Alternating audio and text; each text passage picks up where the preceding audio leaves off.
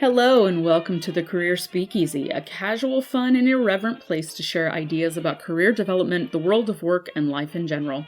I'm your host and proprietress, Kelly Nottingham. Growing your career should not be boring. So come on in, pull up a chair, and pick your poison. Hi, listeners. We get so emotional, baby, because today we're discussing emotional intelligence, also referred to as emotional quotient or EQ. And I promise I won't sing again during this episode. Now, this is a topic that's gotten a ton of press over the last decade especially, but honestly, a lot of us don't really have a super clear picture of what EQ actually is, especially in comparison to what we know about its better-known cousin, IQ. We don't know why we should care about it, and we may not know what we can do about it if our EQ isn't as high as we would like. So today, we're going to explore those three aspects. What the heck is EQ? Why should you care about it? And what can you do about it? So let's jump in with a story. I'd like to introduce you to a guy named Terry. Terry works as a supervisor for a small team in a very busy call center. He works fairly closely with Carolyn, who has a team with the same job responsibility as Terry's, and they have the same title. The company promises a lot to customers, and one big promise is a highly responsive, efficient customer service department. So Terry and Carolyn see this as their mandate from the company to make sure that the department delivers on this expectation. Now, one day, there's a big meeting announced. Terry, Carolyn, and both of their teams are stunned during the meeting to hear that there is going to be a major process change, including new software that the customer service department will use to track all customer accounts and any issues that the department is working to resolve for them. And this changeover is happening in 3 weeks. So let's sit in on their individual team meetings after the announcement has been made. Carolyn walks into her team's meeting room where her staff is nervously fidgeting around. They're discussing the new software and what it might mean for them. Slamming her notebook down on the table, Carolyn plops into a chair and looks around the room with a frown. She then says, "I don't know why they keep trying to fix something that isn't broken. This is crazy. I just don't even know where to start. I helped to put together the current process and it works just fine. What is wrong with these leaders thinking they can spring this on us like this? Whatever. I'll let you guys know what's going on whenever they let me know. Go ahead and go back to work." She then shoots a quick glance around the room, gets up and goes into her office and slams the door. Meanwhile, in Terry's meeting, Terry walks into the room, sits down at the table, and takes a look at his staff. They're nervous. He can tell from the way they're fidgeting in their chairs, looking at him quickly and then looking away. He understands because, honestly, he's feeling the same thing. He doesn't know exactly what the change will mean, and frankly, he's not exactly thrilled that leadership announced this to everybody at the same time instead of giving the supervisors at least a little bit of heads up. But maybe it was a quick decision that had to be made. Who knows? The point is, his team needs to get into the right mindset to handle this as soon as possible. He looks around the room, makes eye contact with everybody individually, and says, "Hi, everyone. Well, we've all had a bit of a surprise today. I'll admit I'm as surprised as you are, and I'm not sure what to think yet. This is going to be a challenge to make this transition so quickly. But I know you all can do this because you've gone through this kind of pressure before and you came out the other side just great. So let's talk through what questions you have. I don't have answers yet, but I can take your questions up to the leadership team to get them answered. So what are you all thinking about this right now?" The team members look at each other, and finally a brave soul says, "I think we're just confused. I thought we were doing a good job. Do they think we haven't been doing enough?" Terry responds, "I get it. I'm a bit confused about this decision too, but I'll find out what I can. What I do know is that you all have been doing a great job. We see that from our customer satisfaction scores. Let me follow up on that." The meeting continues for another 10 minutes or so. Terry notices by the time the team leaves the room, they're fidgeting much less Their voices don't have so much tension and they seem ready to get back to work. As he walks out with a list of follow-up questions in his hand, he notices that Carolyn's team is nervously clustered at the coffee machine. Their eyes are sort of darting to each other and then in confusion to Terry's team members, who are very calmly chatting and walking back to their desks. So in this story, we see two leaders, one of whom has very high emotional intelligence, that would be Terry, and one who has very low EQ. So which team do you think will be more successful in implementing this change? Terry's, of course. There may be some pragmatic, practical reasons for us to make that assumption. The team's questions are going to get answered, for example, but the vast majority of the reasons why Terry's team will be more successful comes down to the four main elements of emotional intelligence. 1, self-awareness and self-reflection. Number 2, self-management. In other words, handling emotions in a beneficial way. Number 3, social awareness or empathy. And number 4, relationship management. These four elements are from the 1995 work of an author named Daniel Goleman, who wrote a book called, not surprisingly, Emotional Intelligence, Why It Can Matter More Than IQ. So we're going to look at Carolyn and Terry as our case study for each of these four areas today. And for those of you who are already getting super uncomfortable talking about emotions, you definitely need to listen to this one. Because if you're uncomfortable talking about emotions, you may be uncomfortable dealing with your emotions. So think of it this way.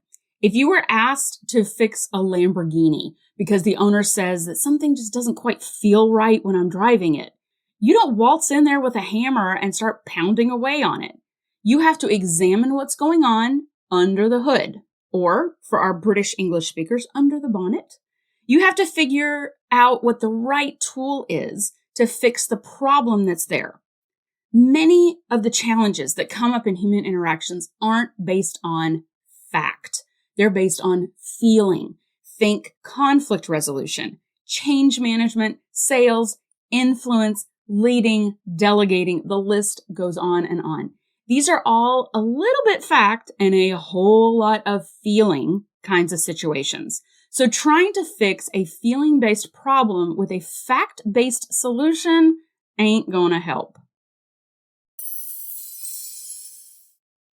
So first up, self-awareness and self-reflection. Have you all ever worked with someone like Carolyn here? Someone whose emotions seem to happen to them instead of coming from them, if that makes any sense? Someone who seems to not even realize that they're grumpy or frustrated or angry. And they may even say that they're not feeling any particular way, but they're really acting like they're feeling a certain way. Whether we want to admit it or not, our emotions affect our behaviors.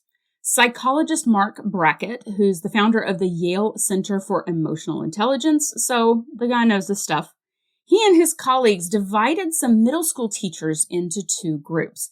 Now, middle school, for our listeners outside of the United States, is for students roughly around ages 10 to 13 years old, just so you have some perspective here.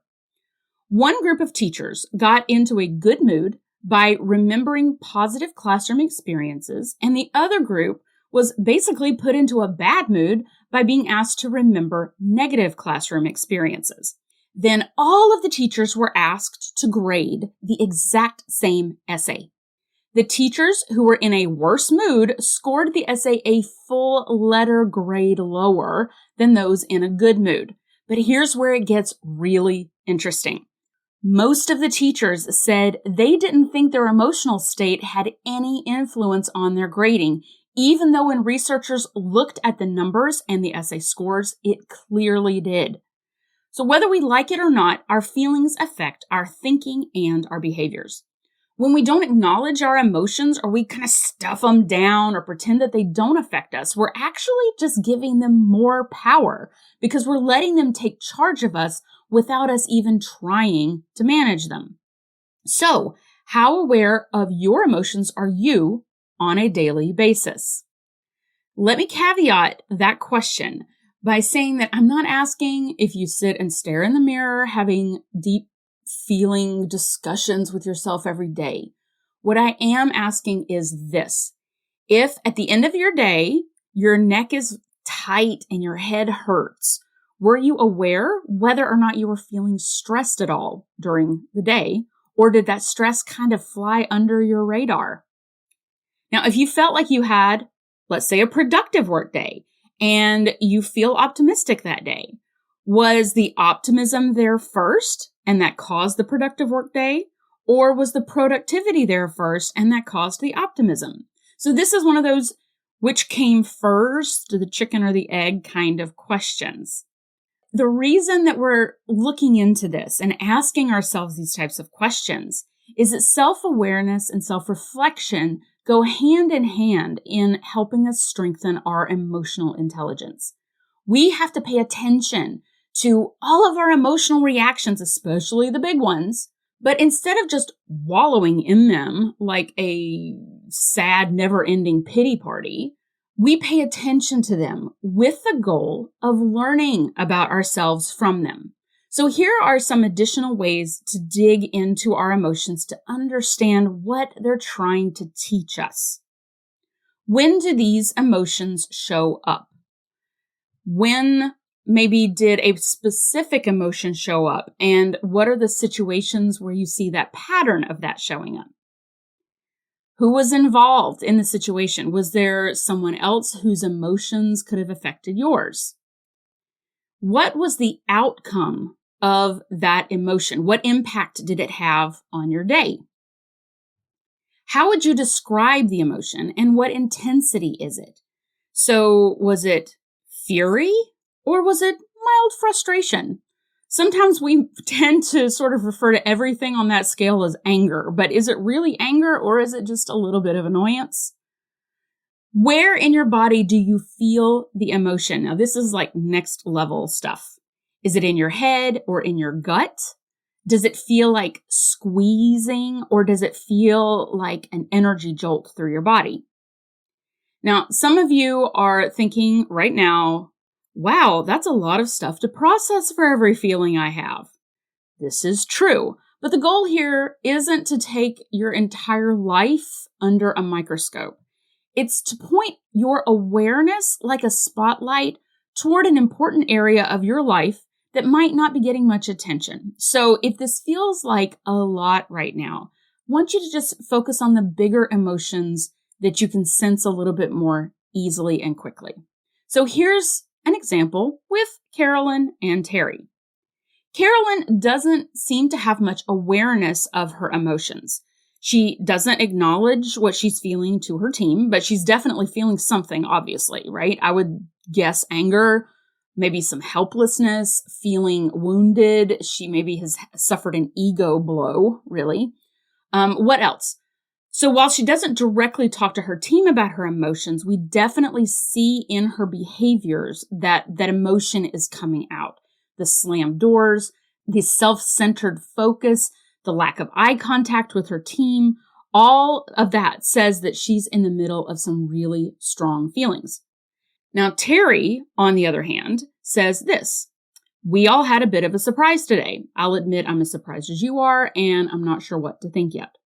So he just acknowledged that he's feeling taken off guard by the announcement. He's feeling unsure about what's happening. Maybe he's nervous.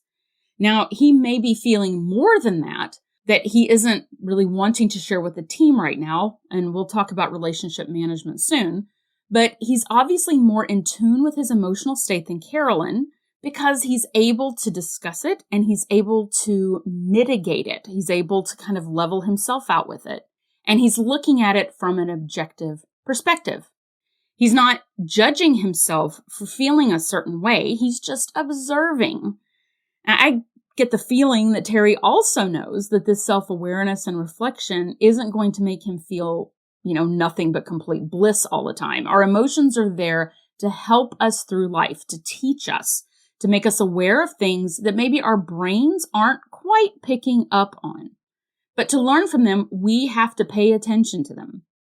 Once we start paying attention to them, we need to learn from them and then let them go.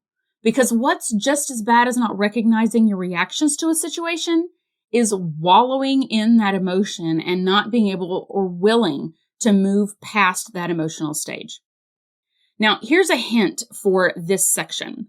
If you can only name maybe 5 or 6 emotions, things like scared or angry or happy or sad, it's time to give yourself the gift of a new vocabulary. Better descriptions with more subtlety can help you really understand yourself better. So, are you scared or terrified or worried or filled with never-ending existential dread? Seriously, being able to sort of nail down the intensity of your emotion with a word can really help. And it can make the process, honestly, a bit more fun, because when we start to look at our emotions as an observer and we try to pick the best word to describe it, it pulls us a little bit out of being in the emotion and more of watching the emotion. So go out there and go online, look up some new words for the emotions you may be feeling. Now, the next element of emotional intelligence is also focused on ourselves individually, because we have to get our own house in order first. Next up is self-management. Would it surprise you to know that Carolyn has been counseled by HR more than once about her outbursts at work, or that she has a pattern of befriending someone, getting upset with them within a few months over something trivial, and then giving them the silent treatment until the friendship is destroyed? And would it surprise you that Carolyn puts the blame for these incidents fully on the other person, either the oversensitive person at work who reported her to HR or the absentee friend who doesn't reach out to her anymore, even though we know it was Carolyn who quit returning calls first? No, it wouldn't surprise us at all, because we've all known this person. But we've also been this person at some point, maybe with anger, maybe with helplessness or a victim mentality or self-righteousness or constant worry. Heck, we may be this person right now and don't even realize it yet. We just think that the same thing happens to us over and over again, mysteriously, and it's everyone else's fault but ours.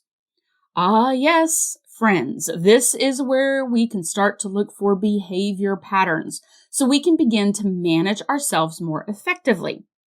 If you find yourself in the same situation over and over again, let's say a toxic, narcissistic friendship that's replaced by another toxic, narcissistic friendship, or you get passed over for special projects over and over again with no real explanation of why you're getting passed over, or your friends or colleagues love being around you for a few months and then they kind of disappear into the mist. These may have to do with how you're managing yourself, how you're dealing with your emotions, and how reactive you are to whatever emotions you may be feeling in the moment. If you've done some of the emotional awareness work in the past that we just talked about in section 1, you know that you begin to identify the emotional state you're in much faster and earlier in the emotional stage as it starts up. And because of this, you're able to manage it more effectively. So for example, if you have a tendency to get into panic mode a lot, and as a person who suffered panic attacks, I mean everything from I get really nervous to I think I'm getting ready to have a full-blown panic attack.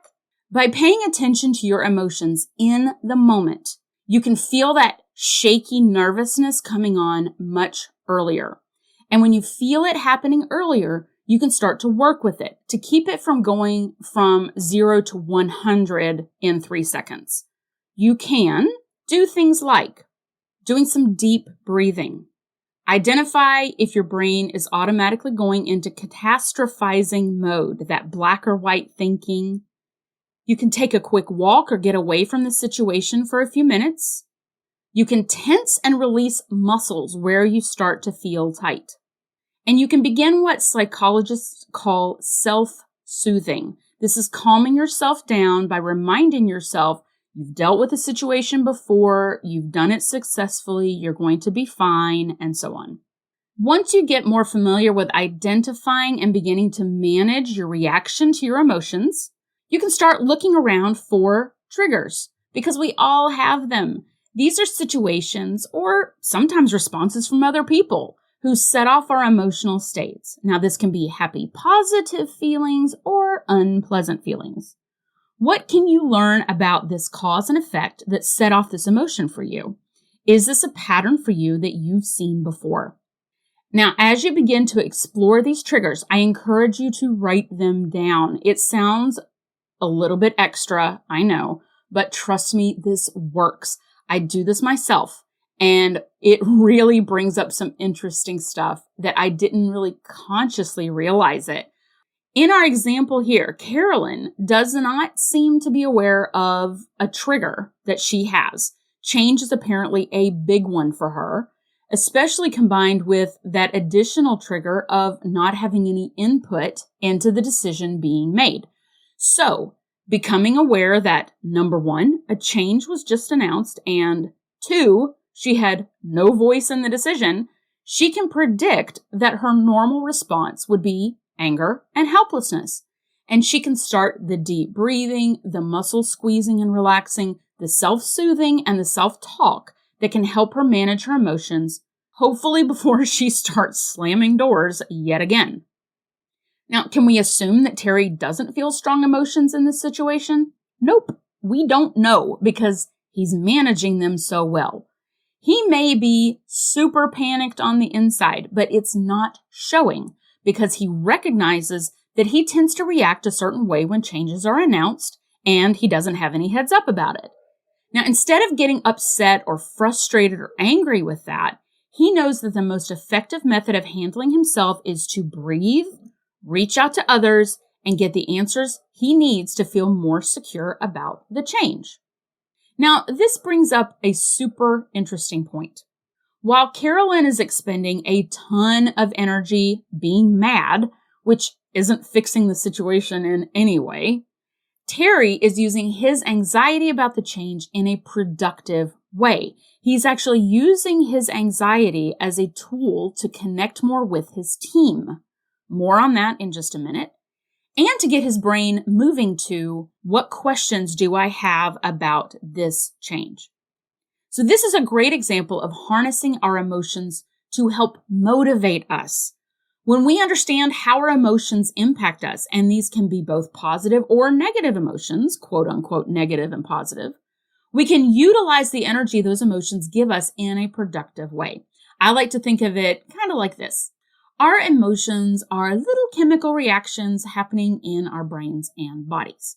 Chemical reactions are energetic. Trust me on this one. I burned myself so many times in high school chemistry class proving this is a fact. When we sit and just stew in our emotions or wallow in them for a longer amount of time than is honestly useful, we're not going to push them away. Remember, we're acknowledging and learning from them. But when we sit and wallow in those emotions or just let them fester by thinking about them and feeding them with additional proof of why the emotion is true, we're expending a ton of energy that could be harnessed into actually solving the issue at hand. We could spend that energy on our deep breathing, on our walk, or on direct action to make the situation better. Or in a good situation with a good emotion, we can use that energy to just carry forward with our momentum even more. So we've discussed the two elements of emotional intelligence that are self-focused, the self-awareness and our self-management. Now we're moving into the realm of other people and their emotions with the two remaining elements. Number 3, social awareness, and number 4, relationship management. So let's start with social awareness. This is the ability to recognize what emotions other people may be going through. So we're going to see this mirroring between the first two and the second two elements. The first two were recognizing what's going on with us and figuring out how to manage it. So number 3, recognizing what's going on with other people.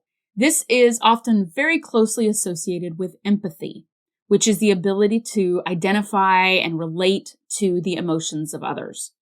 Social awareness is taking steps to try to identify what someone else may be going through by paying attention to their body language, their tone of voice, their word choice, their facial expressions, and so on. Now, it must be said that not everyone reacts to the same things in the same way. So here's an example. I found a snake in my garden today. I was excited. My sister would not be excited. So individuals respond differently to a different situation, and different cultures overall will have their own ways of expressing emotions, and they may experience different emotions than another culture, even with the same situation. So Americans, for example, and this is not going to come as a surprise to our non-American listeners, Americans tend to talk to strangers a lot more than many cultures around the world. So a nervous American in Germany, let's say, will potentially display that nervousness in a really different and much more talkative and loud way than a German person would in Germany going through the same situation. So there's the possibility here for a broad difference in both individual and cultural interpretations of the same observable behaviors. However, that doesn't let anyone off the hook. The answer to this is to work harder to get to know that individual and or culture better so we can be more empathetic. So social awareness and empathy are very similar. Where social awareness goes a bit further as a strategy for developing your emotional intelligence is that social awareness also requires us to pay attention to how our emotions and behaviors affect other people. And this then circles back into the self-management we just discussed. All right, so let's look at Carolyn and Terry because this is where these differences are really striking. On a scale of 1 to 5, how well is Carolyn recognizing and understanding the emotional states of her team members? Can we give her a 0? Because we really probably should at this point. In our story, not only does she not even try to find out what her team is feeling, she doesn't seem to even care. Her focus is totally on her own emotional state, and her team is suffering as a result.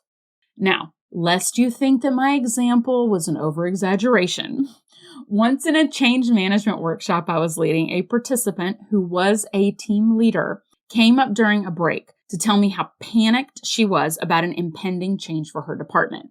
She said, "I just can't even function." She said she couldn't think, she couldn't work, she couldn't deal with people. So she said she sat in her office all day with the door shut, trying to figure out what to do. But in truth, she was just sitting there panicking by herself. I think she wanted another person, me at this point, to say, "Yes, you are absolutely right to be in panic mode." Instead, my first thought was, oh, her poor team is having to try to manage through this change with 0 leadership. So when you have a leader who has no self-management and no social awareness, well, that's a recipe for a team that will eventually find someone else to work for. And honestly, this can be true for both positive and quote unquote negative emotions. If you have a fakey, happy person who doesn't seem to be able to understand that their team is struggling with something, the team is also going to have a hard time relating to that leader, and they're going to have a hard time having trust in that leader. Now, Terry, on the other hand, is striking a really smart balance between his own self-management and being aware that his team is also experiencing emotions that may or may not be the same ones he's feeling. He also is aware that his emotions can influence their state as well. Emotions are contagious. So he asked to find out more about what they may be thinking and feeling if he doesn't quite know. This is what social awareness is all about. Take what you've learned about yourself through the self-awareness portion and shine that light onto the people around you. So how aware are you of the emotions of the people around you on a daily basis? What situations are happening when these emotions show up? Who else is involved? What impact might you have had on the situation? How did other people respond to you in the situation? Were you emotionally contagious, for better or for worse? In other words, did your emotional reactions feed into negativity or positivity for the entire group? And now that we've spent some time reflecting on what emotions others may be experiencing, it's time to figure out what we can do about it. Our last element builds on that awareness we've been gaining of others and takes it into action mode. This element is relationship management.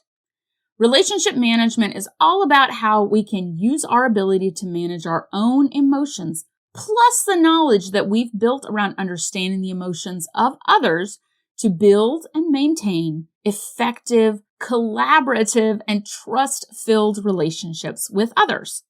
I want to say right here that this is not about manipulating people's emotions in an unscrupulous way. It is about using your own emotional intelligence, both about yourself and about how emotions affect others, to build healthy, strong relationships that are mutually beneficial to all parties involved. It's also modifying your own behavior to keep those relationships strong, as well as recognizing when you may need to set some boundaries with others whose EQ, frankly, just isn't where it needs to be. So here are some shockingly simple ways to strengthen your relationship management skills. If you listen to my Networking the Non-Icky Way episode, some of these will sound familiar. First, smile. Smile at people. Say hello first. When someone greets you, respond to them in a pleasant way. Yes, even if you're in a rush. Yes, even if you're busy. Be curious about others. Ask questions and then actually listen to their responses and their ideas. Great listeners learn really quickly what their conversation partners' challenges and successes are. Great relationship builders remember that info for later and find opportunities to help. When you listen, do it with your whole being, not half of one ear while you're trying to do 47 other things. Simple body language choices like facing the person who's speaking, looking at them and not your phone go a very long way, especially nowadays. People will know who you are underneath it all by how they see you treat others. As Malcolm S. Forbes said, quote, "You can easily judge the character of a man by how he treats those who can do nothing for him," end quote. So how do you treat those who can do nothing for you? Identify how you can be of service to others. Can you introduce them to someone who may benefit from meeting them? Take a few minutes out of your month just to be an introduction maker. Make it a goal that people are treated fairly around you, no matter what their role or power level. So what does this look like? When you see that a quieter person, maybe on the lower end of the power dynamic, is trying to speak up in a meeting but is being talked over, politely interrupt and say, "Excuse me, I think Nadia has something she wants to add." It's the meeting equivalent of pulling into traffic so that someone else who's struggling to merge in is able to merge in front of you. Observe, observe, observe. Become a detective of social behavior in times where things are great and in times when things aren't so hot. Ask whether you could do something differently next time to get a different result from other people. In other words, be a Terry and not a Carolyn. And yes, I am well aware that this all sounds like energy you'll have to expend. That's because it is energy you'll have to expend. But here's the amazing thing. Once you get into the habit of building and maintaining those strong EQ skills, they become so much easier that you might not even have to think about them consciously. They become just the way you interact with other people. And the benefits far outweigh the costs. Just ask Carolyn.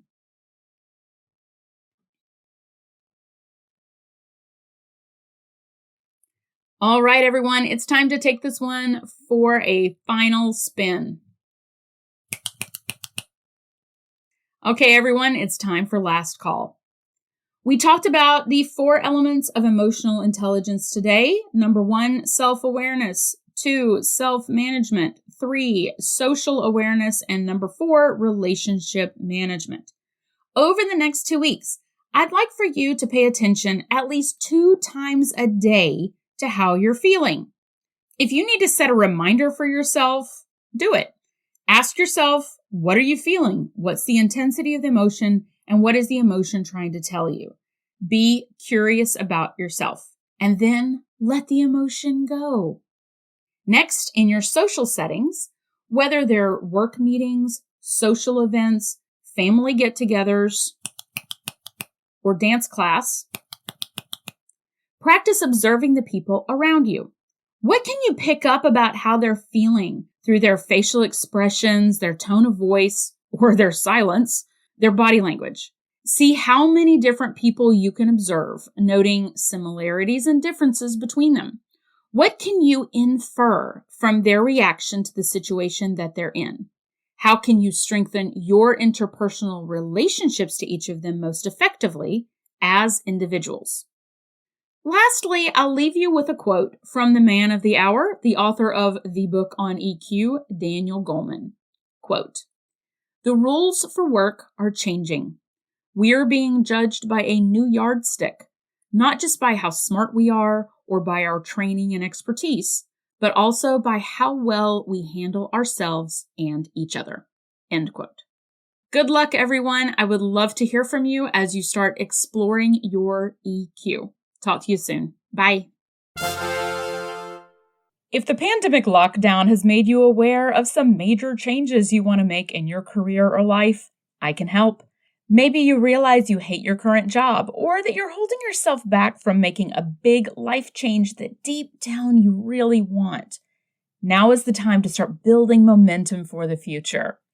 I've spent my career in professional development and training at Fortune 100 companies, leading training initiatives and coaching people from frontline employees to executive-level leaders to improve their relationship to their work, their colleagues, and themselves. If you think some non-judgmental support and gentle nudging would help to get you going, give me a call to discuss one-on-one coaching and consulting. If your organization or company is ready for an injection of new ideas, energy, and practical tools to improve company culture and efficiency, let's chat. I have off-the-shelf workshops ready to bring to your organization on topics like effective communication, change management, presentation skills, and a suite of leadership development workshops, just to name a few. Custom workshops are also an option. For a 30-minute complimentary consultation, email me at kelly.nottingham@gmail.com, go to kellynottingham.com, or reach out to me on LinkedIn or via the links in the podcast notes so we can see if I'm a good fit for your needs. Well, thanks for joining me. If you have suggestions, feedback, or just something random you want to share, email me at careerspeakeasy@gmail.com. And come visit again soon. Cheers!